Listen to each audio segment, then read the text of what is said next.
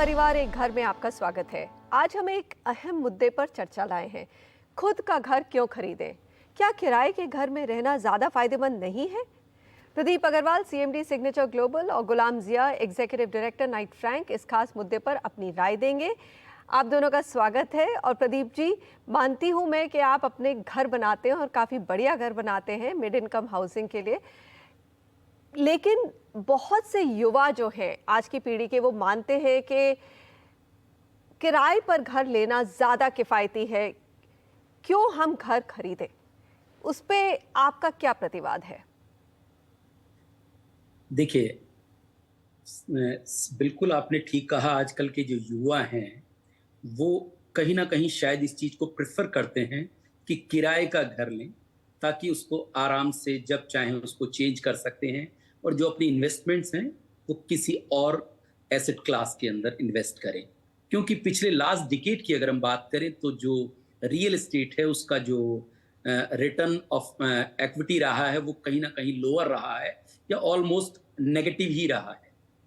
लेकिन आप जानते हैं कि रियल एस्टेट हमेशा एक इंडियन माइंडसेट से भी मैच करता है, और कहीं ना कहीं घर खरीदना हमारे लिए एक रिस्पॉन्सिबिलिटी बन जाती है, क्योंकि हम जिस समाज में रहते हैं अपना घर होना वहां पर एक बहुत बड़ी बात है। तो अगर आप बात करें पिछले कुछ वक्त की, जिसमें अगर पिछले 2 साल की हम बात करें, इस वक्त ये माइंडसेट कहीं ना कहीं चेंज हुआ है। और उसका एक बहुत बड़ा रीजन है कि मार्केट में कहीं ना कहीं जो इन्वेस्टमेंट कर रहे हैं जिन भी रियल एस्टेट के ऊपर, उनके ऊपर जो रिटर्न है वो बेहतर आए हैं। आज का युवा, मुझे लगता है, इस बारे में फिर से दोबारा से रीथिंक कर रहा है कि उसका जितना भी पोर्टफोलियो है उस पोर्टफोलियो में कम से कम घर को वो जरूर रखें। और मेरी आपके माध्यम से उनको जरूर ये सलाह रहेगी, वो जब भी अपना एक पोर्टफोलियो बनाएं उसमें कम से कम एक घर के लिए प्लानिंग जरूर करें। और अपना घर, उसमें रहना, आई थिंक कोविड के टाइम में तो खासकर ये मुद्दा काफ़ी चर्चे में आया है कि अगर आप किराए के घर में रह रहे हैं तो किराएदार के काफ़ी रिस्ट्रिक्शंस थे, तो शायद अपने घर में रह रहे होते तो बिल्कुल ही माहौल डिफरेंट होता, एक ओनरशिप होती। गुलाम, आपका क्या मानना है? अगर आप आज के दौर में रेंटल रिटर्न्स कैलकुलेट करें, जैसे गुड़गांव में हमने 1 करोड़ का कैपिटल वैल्यू है घर की, उस पर मिलेगा आपको घर, लेकिन अगर किराए पे वो उठाया जाए घर तो उस पे सिर्फ 20,000 रुपये प्रति महीने का ही रेंटल मिलता है। तो मूल्य पूंजी पर आपको सिर्फ 2.5% के लगभग रिटर्न्स बैठता है। कई बार ये मैथ देखकर जो है यंगस्टर्स बोलते हैं, क्यों खरीदें हम घर? ये बिल्कुल सही कहा। और ये दरअसल हालात तब्दील हुए हैं जो पिछले मेरे ख्याल से 10-15 साल में जो एक नई पीढ़ी सामने आई है, जिन्हें हम अंग्रेजी में मिलेनियल्स या जेनजीज कहते हैं, जो अब मेरा ख्याल है 20-25 साल की उम्र से जिन्होंने अपना कामकाज शुरू किया होगा, उनमें ये एक माइंडसेट, उनमें ये एक जहनियत पाई गई है कि इतना बड़ा अमाउंट, इतनी बड़ी राशि घर में क्यों रखी जाए, उसके बदले में लाइफस्टाइल एंजॉय किया जाए। ये तस्वुर जो था ये पिछले 10-12 साल में काफी पक के तैयार हो रहा था। पर उसी दौरान जब कोविड का पेंडेमिक सामने आया, तब इस चीज के नुकसानात इस जनरेशन को, इस पीढ़ी को पता लगे।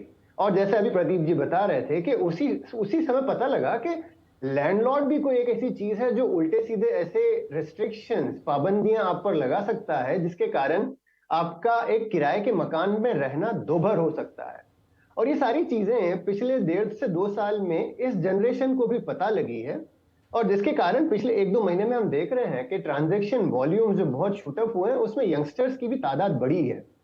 तो ये क्लियर साफ अंदाजा हो रहा है कि ये जो माइंडसेट शिफ्ट हुआ है वो काफी सामने दिख रहा है। और जैसा आप चूंकि मैथ की बात कर रही थी, तो बिल्कुल सामने है कि जो रेंटल यील्ड जिसे हम कहते हैं सालाना 1.5 से 2% में, तो आपको मकान किराए पर बेहतर मकान मिल सकते हैं बनिस्बत आप जब खरीदने जाओ उसे। यानी अगर हम मुंबई की भाषा में बात कर लें तो फॉर एवरी 1 करोड़ आप अगर रेंट पर ले रहे हो तो शायद आप नॉर्थ मुंबई में होंगे, अगर आपने किराए पे लिया तो साउथ मुंबई की तरफ शिफ्ट कर सकते हो। तो ये जो सारा माइंडसेट है ये तो चल रहा है, लेकिन ये है कि नई पीढ़ी को अब अंदाजा हुआ है कि अपना खुद का मकान होना जरूरी है। ज़रूरी है।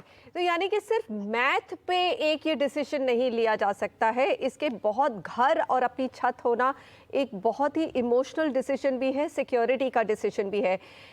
एक व्यक्ति यानी या कोई परिवार किस मोड़ पर, किस उम्र पर घर खरीदने लायक होता है? प्रदीप जी, हमने शुरू किया था जब हर परिवार एक घर, तो हमने एक कुछ यार्ड स्टिक्स दिए थे। मेरे ख्याल से वो रिपीट करना ज़रूरी है कि कितना अपफ्रंट पेमेंट सेविंग्स होनी चाहिए और किस तरह का ईएमआई होना चाहिए जिससे कंफर्टेबल ईएमआई पेमेंट हो पाए। तो मनीषा जी, अगर हम एक नॉर्मल किसी भी पर्सन की जो इनकम है, हम ये मान के चलते हैं कि जितनी उसकी एनुअल इनकम है उसके अकॉर्डिंग एटलीस्ट उसका 1/3 से ज़्यादा ईएमआई नहीं होना चाहिए। अगर आप रियल एस्टेट में अगर बाय वर्सेस रेंट की बात करते हैं, तो मैं इसमें एक चीज़ और ऐड करूँगा। आज अगर आप देखें, जो क्योंकि अभी तो फिर भी कुछ होम लोन रेट ऊपर गए हैं, पिछले कुछ टाइम तक लगभग 1 से 1.5 साल तक 6.5% के near about home loan interest rate रहे हैं। ऐसे में एक बहुत बड़ा तबका, जैसा कि अभी मेरे काबिल दोस्त भी कह रहे थे, बहुत बड़े तबके का एक माइंडसेट चेंज हुआ है। इस वक्त अगर आप मेरे पोर्टफोलियो की बात करें तो उसमें 31 साल से 40 साल की उम्र के जो लोग हैं, उन बहुत सारे सैलरीड लोगों ने घरों को खरीदा है। उन लोगों का बड़ा सिंपल सा फंडा था कि आज अगर मैं किसी घर किराए के घर में रहता हूं और लगभग 15 से 20 हजार रुपए अगर मैं रेंट पे कर रहा हूं, तो उसकी बजाय जो मेरी ईएमआई है, अगर वो मैं 25 से 30 हजार रुपए भी पे करूं, तो आने वाले 15 साल में या 20 साल में वो घर मेरा हो सकता है। और ऑफ कोर्स इन सारी चीजों के बाद, जैसा कि आपने भी कहा, अपना घर तो अपना ही होता है। एक ओनरशिप तो मैं मानती हूँ कि आप कई लोगों का ये मानना है कि हम रेंट में क्यों पैसा जायज़ करें, इससे तो बेहतर होगा हम एक एसेट ओन करें जो डिप्रिशिएट नहीं करता है। जैसे कार है, इलेक्ट्रॉनिक्स है, उनकी वैल्यू घटने लगती है, लेकिन घर है अगर आप 10-12 साल तक रखेंगे तो उसकी वैल्यू मोस्टली अप्रिशिएट करती है। अगर आप पिछले 8-10 साल निकाल दें तो लॉन्ग टर्म में जो है हमने देखा है कि रियल एस्टेट की वैल्यू अप्रिशिएट भी करती है। युवाओं के लिए सबसे ज़रूरी है कि घर खरीदने पर जो होम लोन पर आप महीने की किश्त देते हैं, वो आपकी ज़िंदगी में एक फाइनेंशियल डिसिप्लिन लाती है। आप गुलाम इससे सहमत हैं कि ये फाइनेंशियल डिसिप्लिन शायद मिलेनियल्स तो नहीं, लेकिन जेन ज़ी के लिए बहुत ज़रूरी है और टैक्स ब्रेक्स भी मिलते हैं होम लोन पर? जी बिल्कुल सही बात है। टैक्स ब्रेक तो बहुत ही इम्पोर्टेंट एस्पेक्ट है और उसे मैं इतना ज्यादा नहीं डिस्कस करना चाहूंगा, लेकिन जो माइंडसेट का बात है ना, ये पिछले 15-20 सालों में माइंडसेट पर ये काफी सवालिया निशान खड़े हुए हैं, क्योंकि ये जो नई जनरेशन है और आप चूंकि जेनजीज और मिलेनियल्स को अलग अलग करने की बात कर रही हैं, तो शायद ये काबिल गौर है कि मिलेनियल्स शायद फिर भी थोड़े बहुत होम बाय की तरफ अट्रैक्ट हो रहे हैं, खरीदार अपना मकान खरीदने की तरफ उनका जहन बन रहा है। लेकिन जो जेनजीज हैं, जो पिछले 2-4 सालों में मार्केट में आए हैं, जो एम्प्लॉय हुए हैं, उनके साथ ही मसला अभी बना हुआ है, क्योंकि लाइफस्टाइल जो एक नई डिजिटल इकोनॉमी में एक लाइफस्टाइल जो तैयार हुई है, उसके कारण एक्सपेक्टेशंस काफी बदल चुके हैं। और उसे आई एम श्योर आगे वक्तों में शायद उस जनरेशन को भी एहसास होगा कि मकान एक बहुत ही बुनियादी हकीकत है और उसमें इन्वेस्ट करना, निवेश करना बहुत इंपॉर्टेंट है। लेकिन वो तबका अब भी, जहां तक हम देख रहे हैं, और चूंकि हम खरीदारों की उम्र पर खास तौर से नजर रखते हैं, तो वो तबका, जैसा आपने कहा, वो तबका अब भी घर खरीदारी में पूरी तरह से कन्विंस नहीं है। लेकिन जो मिलेनियल्स हैं, उनका मन चेंज हुआ है और हम उम्मीद करते हैं आगे चल के उन्हें भी, दूसरों को भी एहसास होगा कि ये एक बुनियादी हकीकत है और उसका सर पे होना बहुत जरूरी है। टैक्स ब्रेक्स पर आप कुछ टिप्पणी देंगे प्रदीप जी? मतलब ये भी एक है कि हमको लगता है कि 7-7.25% या 8% होम लोन है, लेकिन एक्चुअली अगर टैक्स ब्रेक्स को लेकर देखें तो कम ही पड़ता है होम लोन रेट। बिल्कुल, अगर आज आप किसी भी ईएमआई के लिए कोई प्लानिंग करते हैं तो आपको बहुत सारे टैक्स रिबेट उसके अंदर मिलते हैं। और जैसा अभी भी मेरे काबिल दोस्त ने भी कहा कि आपकी एक फाइनेंशियल प्लानिंग होती है, आप एक डिसिप्लिन मेंटेन कर पाते हैं अपनी लाइफ के अंदर। आपकी रूटीन ईएमआई में वो पैसा धीरे धीरे निकलता जाता है और एक दिन आपकी एसेट बिल्ट हो जाती है। मुझे लगता है इसके बहुत सारे एस्पेक्ट हैं। एक टैक्स रिबेट भी एक एस्पेक्ट है और फाइनेंशियल प्लानिंग भी एक एस्पेक्ट है। तो आई थिंक सो जैसे हम दूसरी एसेट क्लासेस को डील करते हैं, आज बहुत सारे इंडियंस हैं जो गोल्ड लास्ट 5-7 साल से बाय करके बैठे हुए हैं और जो प्राइस है वो ऑलमोस्ट वही है।